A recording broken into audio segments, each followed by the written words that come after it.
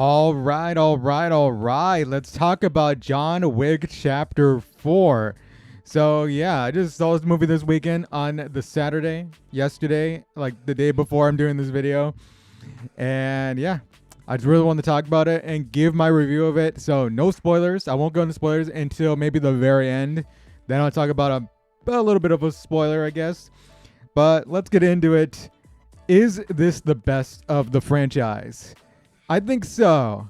It might be recency bias for me, but I think it might be the best. In my opinion, it might be the best right now. I don't know. I may think different later, but I would put 4 on top of everything. Like 4, you got like probably like 4, 1, 2, 3 in that order, I guess.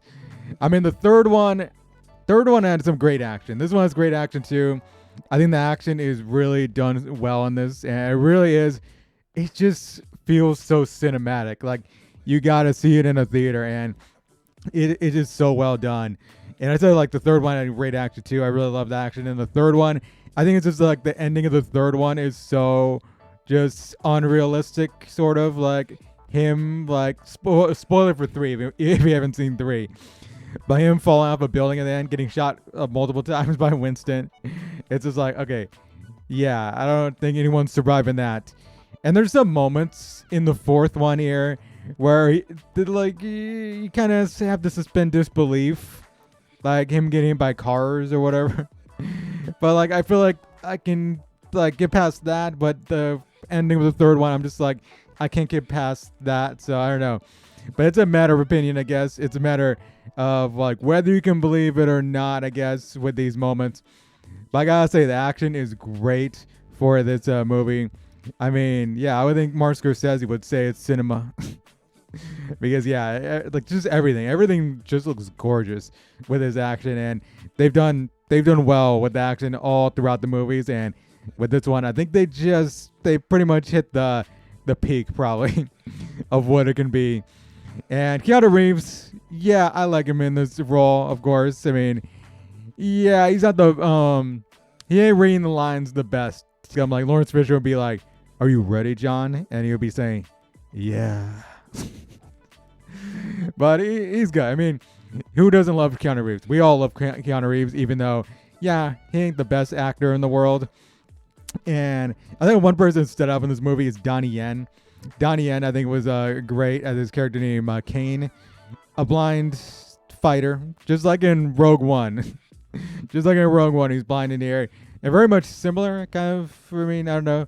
Like, there's motivation to this character that you can get behind.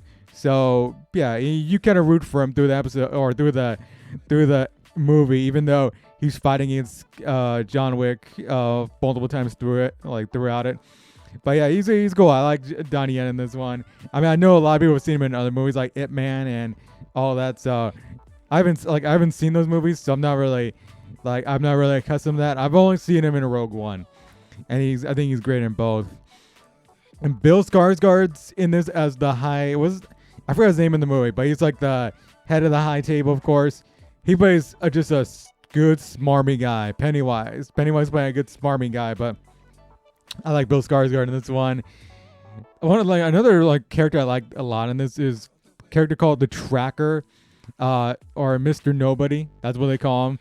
I think I actually like this character because he's another one who's kind of going after John Wick, but he wants his money, of course, in this movie. Like he wants his money from the high table, and he's trying to show them that he's got what it takes to become like someone who I guess who they can rely on.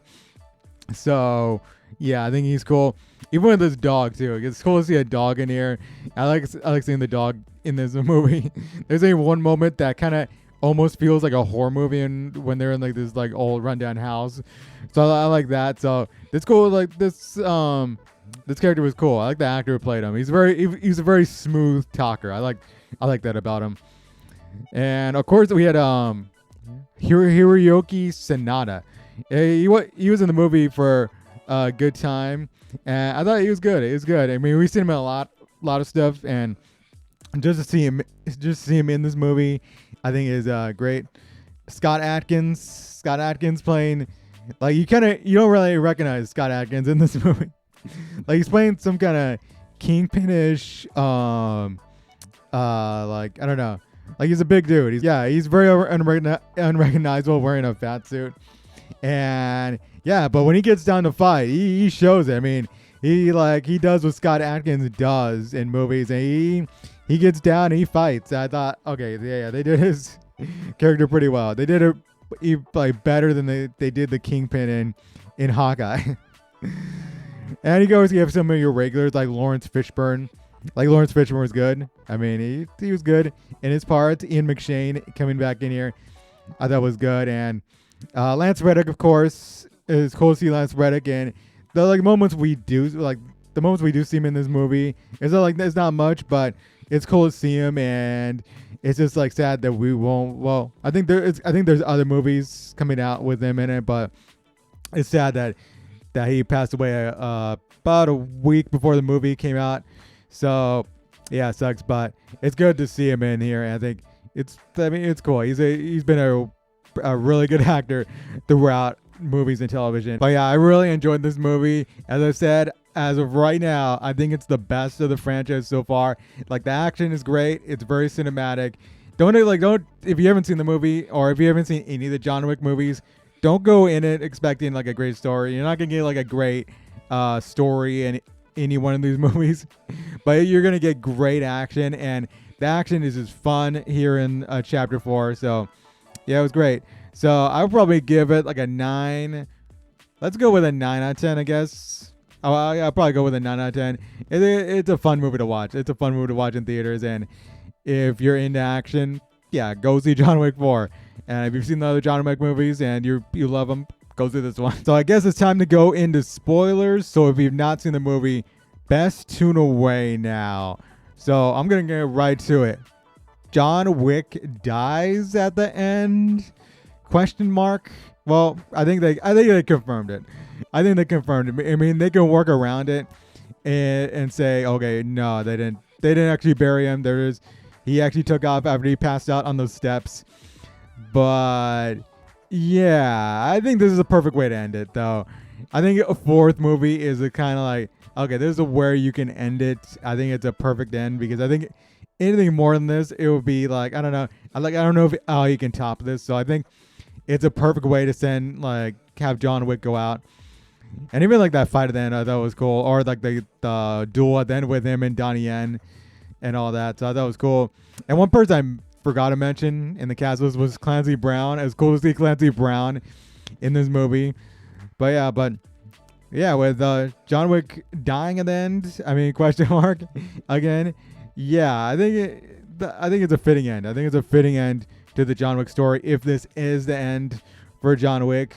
I don't think it's going to be the end for the franchise, though, as a whole. Like, I don't know if they're doing the Continental TV show anymore. They might be doing it. But they did tease one thing earlier in the film where they would have the daughter of Hiroki Sanada, or is it Sanada, go after Donnie Yen. I think Sanada's name was Koji.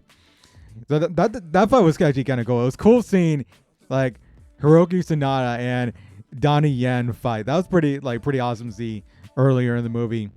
So yeah, I think they teased that the daughter will probably go after Donnie Yen in maybe like another movie, I guess, or maybe that happens in the Continental TV show, because they probably will go to other Continentals, like the one they had in what was that, Osaka. Also with the duel at the end, I love the fact that Mr. Nobody was pretty much like the audience, because he just got down to watch the duel, and right after like John Wick shot the Bill Skarsgård in the head, he was pretty much cheering like the audience was pretty much. So I thought that was cool. He was like the audience pretty much. So yeah, I would like to see more of him too, because he was cool. Like, I think we will see more of him, and they will expand on the characters for this. Whether, again, of course, it's like if it's the TV show or maybe another movie. But I suspect we're probably gonna get another movie with some of these characters. But I don't know. We'll see. But I would love to see it. So yeah, but yeah, tell me what you thought about the movie. If you've seen it, tell me what you thought.